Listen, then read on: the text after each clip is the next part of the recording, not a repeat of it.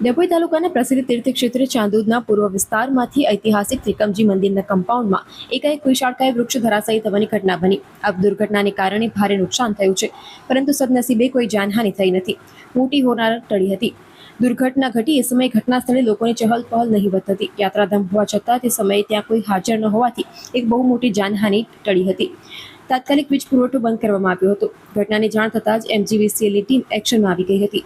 Short circuit કે અન્ય કોઈ મોટો અકસ્માત ન સર્જાય તે માટે તંત્ર દ્વારા તાત્કાલિક ધોરણે સમગ્ર વિસ્તારનો વીજ પુરવઠો બંધ કરી દેવામાં આવ્યો હતો. એકાએક ત્રણ વીજ થાંભલા જમીનદોસ્ત થઈ ગયા છતાં સમગ્ર પૂર્વ વિસ્તારમાં અંધારપટ છવાઈ ગયો હતો. વીજ પુરવઠો સંપૂર્ણપણે ખોરવાઈ ગયો. હાલમાં વીજ કંપનીના કર્મચારીઓ દ્વારા યુદ્ધના ધોરણે સમારકામ અને નવા થાંભલા ઊભા કરવાની કામગીરી હાથ ધરવામાં આવી છે, જેથી સ્થાનિકો અને યાત્રિકો માટે વીજળી વહેલી તકે પુનઃ સ્થાપિત કરી શકાય.